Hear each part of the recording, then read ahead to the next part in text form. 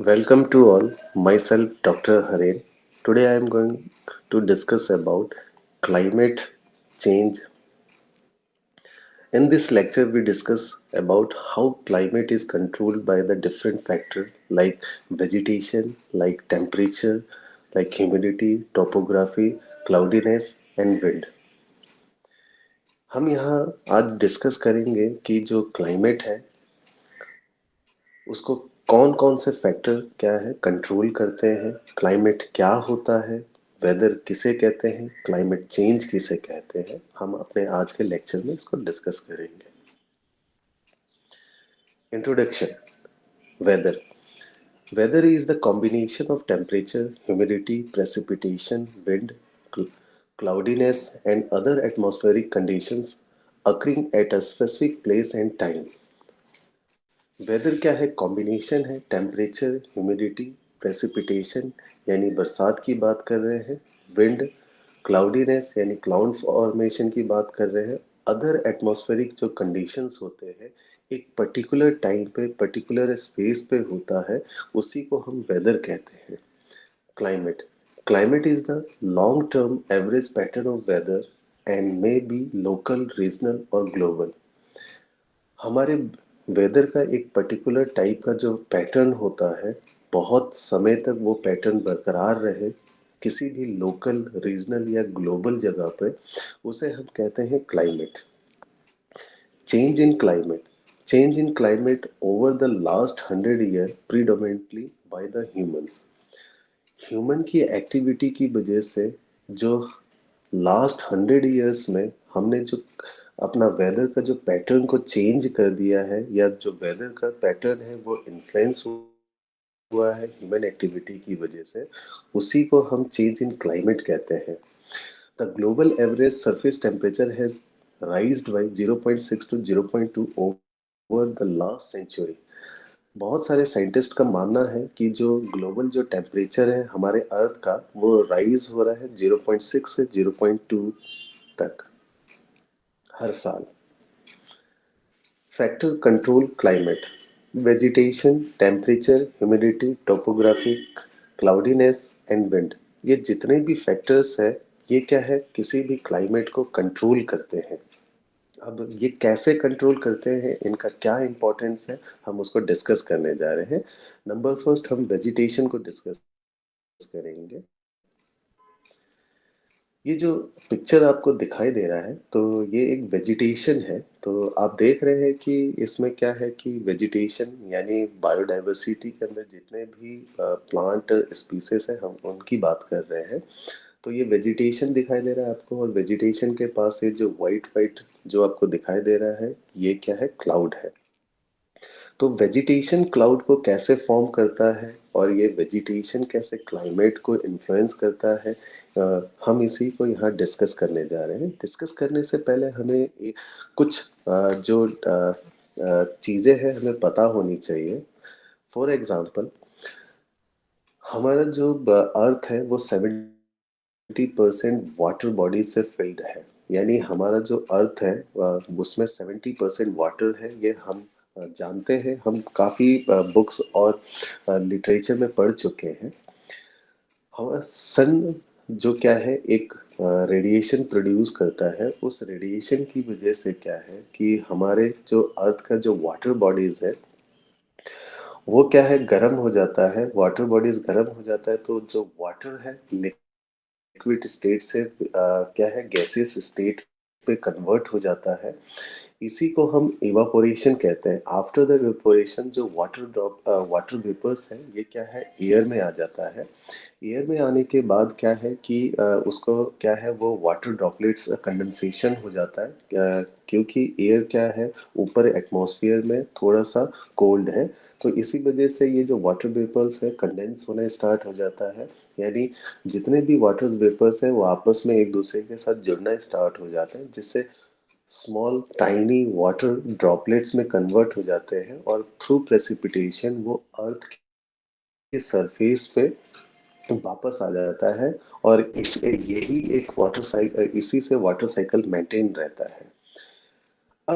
इसमें हमारे वेजिटेशन का क्या इम्पोर्टेंस है? हम क्यों कहते हैं कि जो वेजिटेशन है वो भी क्लाउड का फॉर्मेशन करते हैं?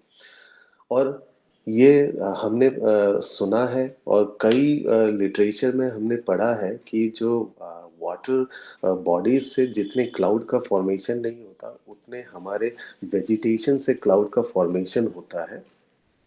तो ये हमने पढ़ा है, तो कई सारे बुक्स में ये लिखा हुआ है। तो हम यहाँ डिस्कस करने जा रहे हैं कि वेजिटेशन के थ्रू क्लाउड का फॉर्मेशन कैसे होता है। अब देखिएगा कि ये जितने भी प्लांट्स हैं, कोई भी प्लांट्स हो, कोई भी ट्री हो, ये जितने भी हैं, ये क्या करेंगे कि by the process of photosynthesis से अपना खाना बनाना स्टार्ट करेंगे। अब फोटोसिंथेसिस हम लोगों को पता है कि वो क्या करते हैं, उनके रूट्स क्या है, सॉइल वाटर को एब्जॉर्ब करता है और एटमॉस्फेयर से कार्बन डाइऑक्साइड को एब्जॉर्ब करता है। और इससे क्या करेगा, वो अपना जो फूड है उसको प्रिपेयर करेगा। ड्यूरिंग द टाइम क्या होता है कि इनका स्टोमेटा जो ट्री या प्लांट का जो स्टोमेटा होता है लीव्स में, वो ओपन होता है और जिसकी वजह से वाटर ड्रॉपलेट्स क्या है, डे टाइम में बाहर की तरफ आ जाता है स्टोमेटा से।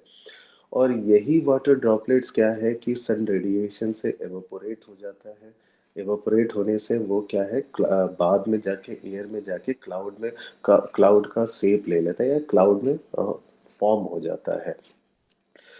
अगर मान लीजिए ह्यूमन एक्टिविटी की वजह से अगर ये वेजिटेशन को हम डिस्ट्रॉय करना स्टार्ट करेंगे तो क्या होगा, क्लाउड का फॉर्मेशन नहीं हो पाएगा वेजिटेशन से। इससे क्या हो जाएगा कि जो वाटर वेपर एयर में नहीं जाएगा और वाटर का जो साइकिल है वो डिस्टर्ब्ड हो जाएगा, यानी ड्राउट कंडीशन आने के चांसेस बढ़ जाएंगे। और दूसरा है कि रेनफॉल नहीं होगा तो वाटर का जो फ्लो है किसी भी वाटर बॉडीज पे, यानी रिवर या स्ट्रीम की बात करेंगे, वहाँ पे क्या हो जाएगा, उसका मूवमेंट या जो फ्लो है वो रुक जाएगा। तो इससे क्या है कि डायरेक्टली इनडायरेक्टली ह्यूमन और अदर जो भी एनिमल्स हैं वो क्या है, अफेक्ट हो जाएंगे। तो इसीलिए हम कहते हैं कि वेजिटेशन को भी क्या है, बचाना जरूरी है। Next, temperature. Temperature is the degree of hotness और coldness of a substance. Temperature किसी भी सब्सटेंस का जो हॉटनेस है या कोल्डनेस है, उसी को हम टेम्परेचर कहते हैं। Suppose sun produce 100 unit radiation, then what happened with these radiation. हम यहाँ मान के चल रहे हैं कि सन ने क्या है, 100 यूनिट्स क्या है, रेडिएशन को क्या है, प्रोड्यूस किया है। तो उन रेडिएशन के साथ क्या होगा, हम इसको यहाँ डिस्कस करने जा रहे हैं।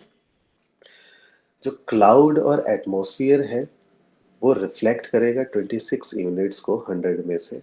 अर्थ का जो सरफेस है वो क्या है, 4 यूनिट्स को रिफ्लेक्ट करेगा। क्लाउड एंड एटमॉस्फेयर जो 26 यूनिट्स को रिफ्लेक्ट कर रहा है, बट क्या है, 19 यूनिट्स को भी एब्जॉर्ब भी करके रखेगा। तो अब क्या है, 26 प्लस 4 प्लस 19, ये 49 यूनिट्स क्या हो गए, यूज हो गए। बाकी रिमेनिंग हमारे पास क्या बच जाता है, 51 यूनिट्स। अब ये जो 51 यूनिट्स है उसमें से क्या होता है कि 23 जो यूनिट्स है 51 में से, जो अर्थ में वाटर बॉडीज है, वाटर को एवापोरेट करने में यूज हो जाता है। उसके बाद जो ये 7 यूनिट्स है 51 में से, 7 यूनिट्स क्या हो जाते हैं, जो अर्थ सरफेस के पास जितना भी एयर है उसको गर्म करने में यूज हो जाता है। इसके बाद नेक्स्ट बचता है कि जो ये 21 यूनिट्स है, तो हमारा जो लैंड मासेस है, अर्थ में लैंड मासेस है या जितने भी वाटर बॉडीज है या ओशन है, वो क्या करता है, 21 यूनिट्स को क्या करता है, एब्जॉर्ब कर लेता है। तो यानी 51 जो यूनिट्स है वो टोटल यहाँ यूज हो चुके हैं। यानी हम यहाँ करें 26 प्लस 4 प्लस 19, 49 हो गया। 51 रिमेनिंग हुआ, 23 प्लस 7 प्लस 21 यानी 51 हो गया। Next step, the energy is absorb by the water vapour and carbon dioxide in the atmosphere by the clouds. Much of this energy is radiate back to the earth, producing the greenhouse effect, which is crucial to maintaining the planet's surface temperature. कहने का मतलब है कि जो ये 21 जो unit आप जो ये यूनिट बच गया है, सॉरी, जो लैंड मास और ओशन ने इसको एब्जॉर्ब किया है। ये 21 जो यूनिट है ये अर्थ का जो सर्फ अर्थ है ये क्या है, रेडिएट बैक करेगा एनवायरनमेंट की तरफ, वापस भेज देगा। तो और एटमॉस्फेयर पे क्या है, आपका वाटर वेपर प्रेजेंट है, आपका कार्बन डाइऑक्साइड प्रेजेंट है। ये क्या करेगा, ये जो भी एनर्जी अर्थ के सरफेस से एटमॉस्फेयर पे आएगा उसे एब्जॉर्ब कर लेगा।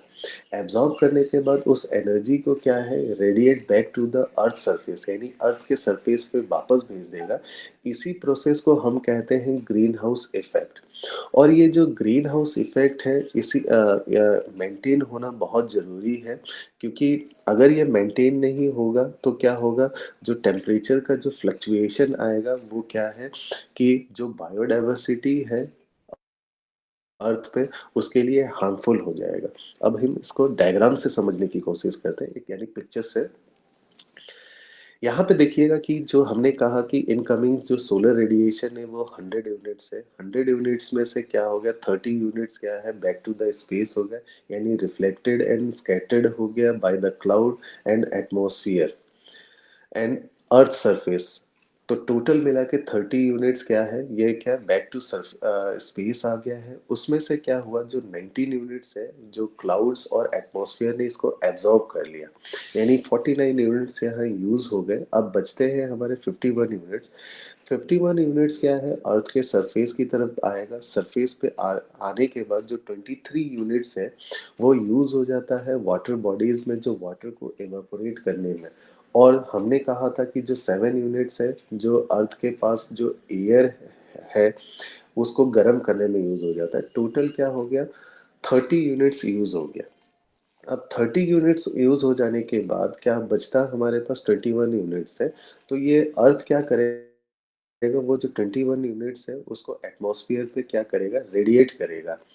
तो अब रेडिएटेड जो 21 यूनिट्स है वो करना चाहिए, बट यहाँ हम क्या कर रहे हैं, ये जो रेड एरो है इससे हम दिखा रहे हैं 117 जो एनर्जी है उसको रेडिएट करेगा बाय द अर्थ सरफेस। अब 21 यूनिट तो सन से बचे हुए हैं, तो 117 कैसे रेडिएट करेगा। यहाँ क्या होता है कि हर जो मटेरियल होता है वो कुछ एनर्जी अपना भी रेडिएट करता है। अब सन का जो एनर्जी 21 जो एनर्जी इसने एब्जॉर्ब कर लिया है अर्थ ने, उसको तो एटमॉस्फेयर पे रेडिएट करेगा। इसके अलावा जो अर्थ का अपना रेडिएंट एनर्जी होगा यानी 96 यूनिट्स, वो भी क्या करेगा, क्या है, रेडिएट करेगा स्पेस की तरफ, यानी सॉरी एनवायरनमेंट की तरफ। तो टोटल मिला के होता है 117। अब 117 में से जो 6 जो यूनिट है वो स्पेस पे चला जाता है, और ग्रीन हाउस जो गैसेस है, ग्रीन हाउस में हमने कहा जो वाटर वेपर है और जो कार्बन डाइऑक्साइड है, वो क्या करता है कि 111 जो यूनिट है उसको एब्जॉर्ब कर लेता है। एब्जॉर्ब करने के बाद ये क्या करता है, 96 unit radiate to the surface of earth, यानी अर्थ की तरफ ये वापस भेज देता है। इसी को हम ग्रीन हाउस इफेक्ट कहते हैं। मान लीजिए अगर किसी भी वजह से हमने क्या कर दिया कि इन्वायरमेंट में क्या है, हमने कार्बन डाइऑक्साइड का जो अमाउंट है उसे इंक्रीज कर दिया due to the human activity. अगर कार्बन डाइऑक्साइड का अमाउंट इंक्रीज हो जाएगा यहाँ पे, अगर एयर पे, तो क्या हो जाएगा कि जो एनर्जी है वो ज़्यादा से ज़्यादा जो रेडिएट एनर्जी है उसे एब्जॉर्ब करेगा, और ज़्यादा से ज़्यादा जो एनर्जी है वो रेडिएट बैक करेगा सरफेस की तरफ, यानी वापस अर्थ के सरफेस की तरफ भेज देगा। जिससे क्या हो जाएगा कि जो अर्थ का जो सरफेस है उसका जो टेम्परेचर है वो इंक्रीज होना स्टार्ट हो जाएगा। इसी को हम ग्लोबल वार्मिंग कहते हैं, और कार्बन डाइऑक्साइड भी मेन फैक्टर है ग्लोबल वार्मिंग को इंक्रीज करने का। अब हमने एक और कंडीशन हो सकती है कि जो यहाँ पे जो क्या है, एयर है, वो एयर क्या है, ह्यूमन एक्टिविटी की वजह से हमने उसको इंक्रीज कर दिया, एयर में टेम्परेचर को इंक्रीज कर दिया। तो टेम्परेचर इंक्रीज होने से क्या हो जाएगा, तो कि जो एयर की जो एबिलिटी है या वाटर वेपर्स को होल्ड करने की, वो क्या हो जाती है, इंक्रीज हो जाती है। एबिलिटी अगर वाटर वेपर को होल्ड करने की इंक्रीज हो जाएगी तो यहाँ ज़्यादा से ज़्यादा वाटर वेपर प्रेजेंट होगा तो क्या होगा, कार्बन डाइऑक्साइड के अलावा अब वाटर वेपर्स भी क्या है, ज़्यादा हो गया है। वो ज़्यादा से ज़्यादा एनर्जी को यहाँ पे क्या है, एब्जॉर्ब करना स्टार्ट कर देगा और ज़्यादा से ज़्यादा एनर्जी को क्या है, क्या radiate back to the surface of earth, यानी वापस भेज देगा अर्थ सरफेस। तो इससे क्या हो जाएगा कि जो अर्थ का टेम्परेचर है वो इंक्रीज होना स्टार्ट हो जाएगा। इसी को भी हम कहते हैं कि ग्लोबल वार्मिंग। अब ग्लोबल वार्मिंग से होगा क्या कि आपका जितने भी ग्लेशियर्स एरिया है, तो वो जितने भी आइस है वो क्या है, पिघलना स्टार्ट हो जाएगा और जो आपका कोस्टल एरिया है वो सबमर्ज्ड होना स्टार्ट हो जाएगा। ये ग्लोबल वार्मिंग का एक जो क्या है इफेक्ट है अर्थ पे, वो हमने यहाँ डिस्कस किया है। इसीलिए हम कह रहे हैं कि जो ये ग्रीन हाउस इफेक्ट है ये मेंटेन होना जरूरी है। ना तो ज़्यादा एनर्जी यहाँ अर्थ से रिफ्लेक्ट होना चाहिए, ना तो ज़्यादा एनर्जी क्या है एटमॉस्फेयर से अर्थ की तरफ वापस आना चाहिए। अगर ये मेंटेन नहीं रहेगा तो क्या होगा, जो बायोडाइवर्सिटी है अर्थ पे, यानी प्लांट और एनिमल की जो स्पीसीज है वो क्या अफेक्टेड हो जाएंगे। तो वो उसको टॉलरेट नहीं कर पाएगा ग्लोबल वार्मिंग को। Humidity. The amount of water in a given volume of air is its absolute humidity. A more familiar measure of the water content of the air is relative humidity, or the amount of water vapor in the air expressed as a percentage of the saturation vapor pressure. Water vapour का contain जो किसी भी air के एक specific air के volume में present होता है, वाटर वेपर, उसको हम क्या कहते हैं, एब्सोल्यूट ह्यूमिडिटी कहते हैं। वाटर वेपर को हम बहुत जो फैमिलियर है उसको रिलेटिव ह्यूमिडिटी बोल देते हैं। तो रिलेटिव ह्यूमिडिटी को हम परसेंटेज में कैलकुलेट करते हैं, यानी वाटर वेपर को परसेंटेज में कैलकुलेट करते हैं जो कि किसी भी पर्टिकुलर वॉल्यूम ऑफ एयर में प्रेजेंट होता है। Air temperature play a crucial role in the exchange of water between the atmosphere and the earth's surface. अब जो एयर का जो टेम्परेचर होता है वो बहुत इंपॉर्टेंट रोल प्ले करता है वाटर बॉडी से वाटर को एनवायरनमेंट में एक्सचेंज करने का। तो ये बहुत इंपॉर्टेंट फैक्टर है। हम लास्ट स्लाइड में ही डिस्कस कर चुके हैं कि एवापोरेशन क्या होता है, कंडेंसेशन क्या होता है।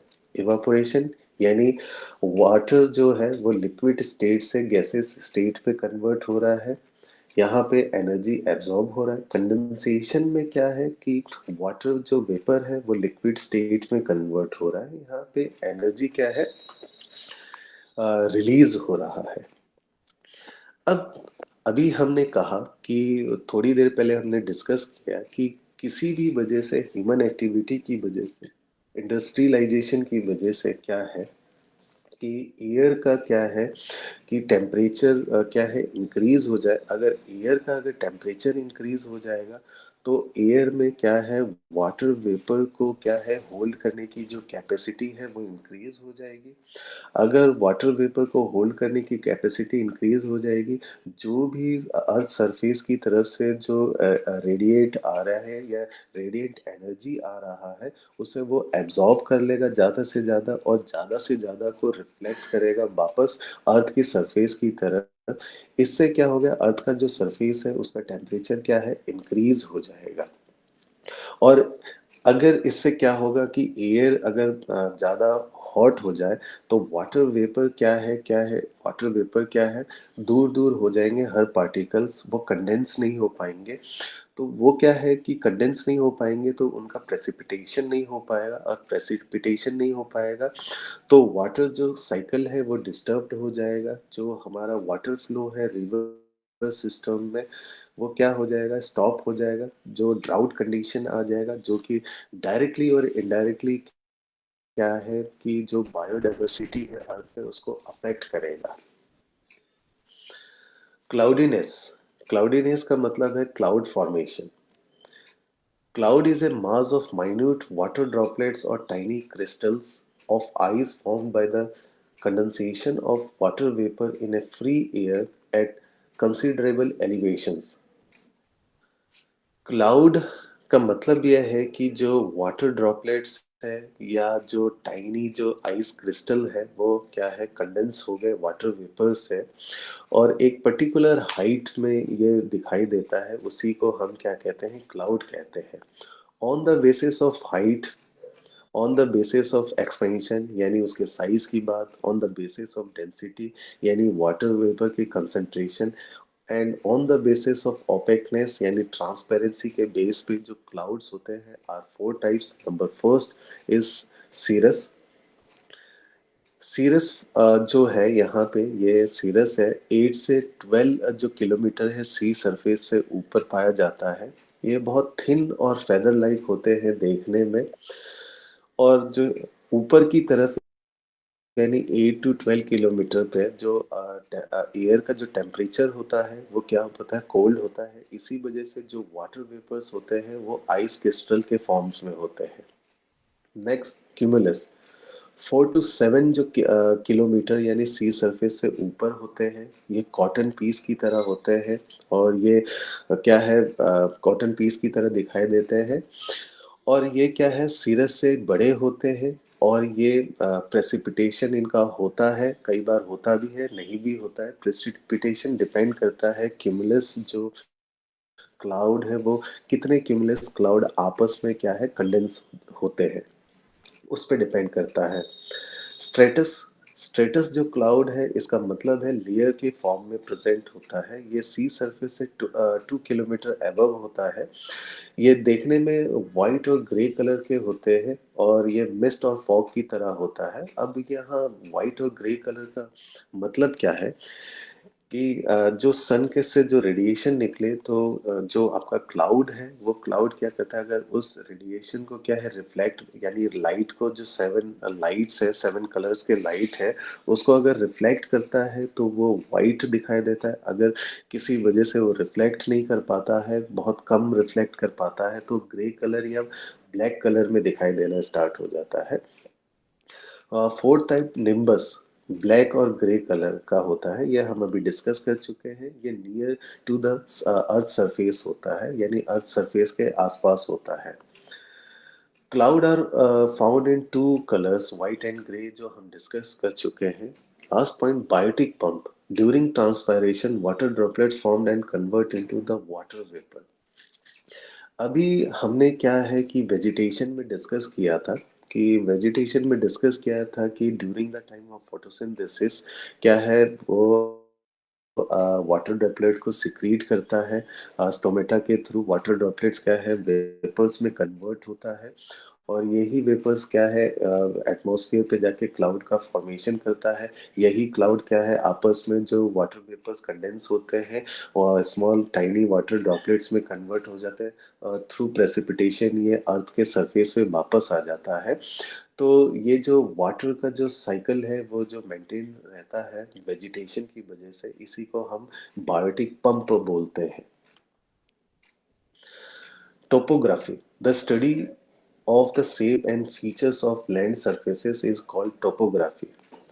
टोपोग्राफी एक स्टडी है जो अर्थ के सरफेस के जो फीचर्स है और जो लैंड जो मासेस है उसकी स्टडी को ही हम क्या कहते हैं, टोपोग्राफी कहते हैं।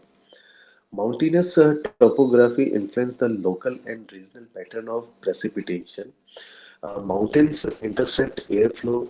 As an air mass reaches a mountain, its ascents cool, relative humidity rise, and then the temperature cools to the dew points temperature. Precipitation occur at the upper altitude of the windward side. यहाँ कह रहे हैं कि जो mountain है ये क्या करता है कि माउंटेन क्या है, किसी भी क्या है वेदर को क्या है इन्फ्लुएंस करता है। और इन्फ्लुएंस यानी क्लाइमेट को इन्फ्लुएंस करता है। क्लाइमेट का मतलब है प्रेसिपिटेशन को इन्फ्लुएंस करता है। प्रेसिपिटेशन का मतलब है कि रेनफॉल को क्या है इन्फ्लुएंस करता है। कैसे, हम इसे इस पिक्चर से समझते हैं।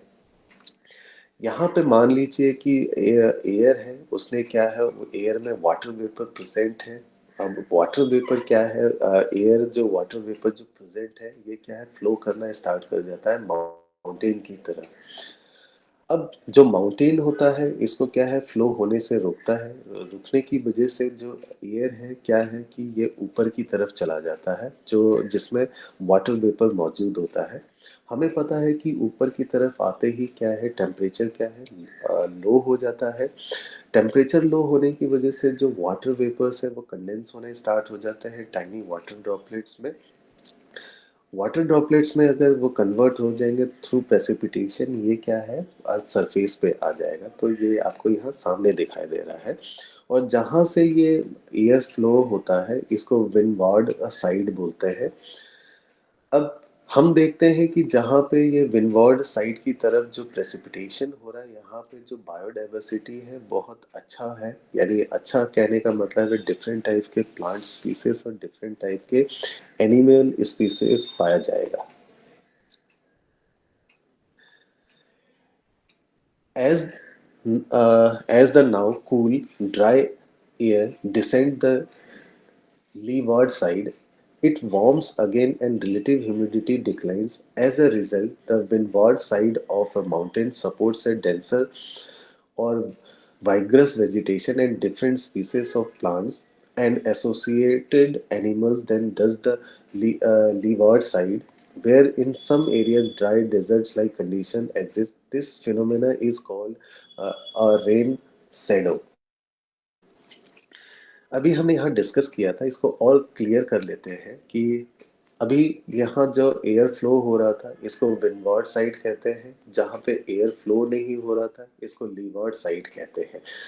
अब यहाँ प्रेसिपिटेशन हो जाने के बाद यानी बरसात हो जाने के बाद जो एयर है क्या हो जाएगा कि वो एयर कूल हो जाएगा। अब कूल हो जाने के बाद हमें एयर की प्रॉपर्टी पता है कि वो हाई प्रेशर से लोअर प्रेशर की तरफ मूव करता है। तो यहाँ पे एयर कूल हो जाने की वजह से हाई प्रेशर हो जाएगा। यहाँ एयर गर्म है तो यहाँ पे लो प्रेशर हो जाएगा। तो हाई प्रेशर से ये लो प्रेशर की तरफ मूव करना स्टार्ट करेगा। तो एयर क्या है कि इस साइड में आना स्टार्ट हो जाएगा क्योंकि अब एयर ठंडा हो चुका है। यहाँ पे आकर क्या हो जाएगा कि वो क्या है वो और क्या है टेम्परेचर इंक्रीज हो जाएगा एयर का। और जो वाटर वेपर्स का जो कंटेंट था वो यहाँ लो हो जाता है जिसकी वजह से इस वाले साइड में क्या है प्रेसिपिटेशन नहीं हो पाता लीवार्ड साइड पे। इसी वजह से जो वेजिटेशन है यानी बायोडाइवर्सिटी है वो लीवार्ड साइड में हमें कम देखने को मिलता है। इस फिनोमेना को ही हम रेन शैडो बोलते हैं। Wind Earth's atmosphere is obstructs solar radiation। हमें पता है कि जो अर्थ का जो एटमॉस्फेयर है सोलर रेडिएशन को क्या है कि अर्थ सरफेस तक आने के लिए उसे रोक देता है। The resulting exchange of energy creates the thermal pattern that, coupled with the Earth's rotation and movement, generate the prevailing winds and ocean currents. This movement of air and water in turn influence the Earth weather pattern, including the distribution of rainfall। अभी हमने discuss किया था first slide पे कि जो आपका अर्थ है अर्थ का जितना भी एटमॉस्फेयर है वो सन के रेडिएशन को क्या है कि अर्थ के एटमॉस्फेयर पे इंटर करने नहीं देता है। तो वो क्या है रेडिएशन को रोक देता है जिसकी कुछ एनर्जी क्या है रिफ्लेक्ट करती है कुछ एनर्जी एब्जॉर्ब करते हैं। इस वाले जो प्रोसेस पे क्या है कि थर्मल एनर्जी क्रिएट हो जाते हैं और उसका जो पैटर्न होता है थर्मल एनर्जी जो चेंज पैटर्न का वो क्या करता है अर्थ के जो रोटेशन होता है अर्थ का जो मूवमेंट होता है उसके साथ जुड़कर ये क्या करता है विंड और ओशन करंट का फॉर्मेशन करता है। ये विंड और ओशन करंट क्या है कि आपका क्या है वेदर का जो पैटर्न होता है उसको इन्फ्लुएंस करता है और जगह जगह पे जो रेनफॉल यानी प्रेसिपिटेशन का जो डिस्ट्रीब्यूशन है उसको भी इन्फ्लुएंस करता है। आज के हमने लेक्चर में डिस्कस किया कि क्लाइमेट किसे कहते हैं वेदर किसे कहते हैं क्लाइमेट चेंज किसे कहते हैं और कौन कौन से जो फैक्टर्स हैं जो क्लाइमेट्स को क्या है इन्फ्लुएंस करते हैं जिसकी वजह से क्लाइमेट्स क्या है चेंज होता है या क्या है क्लाइमेट चेंज होता है और क्यों हमें ये क्लाइमेट जो चेंज होता है इसको प्रोटेक्ट करना जरूरी है यह हमने डिस्कस किया है। आई होप ये लेक्चर आपको समझ में आया होगा। Thank you.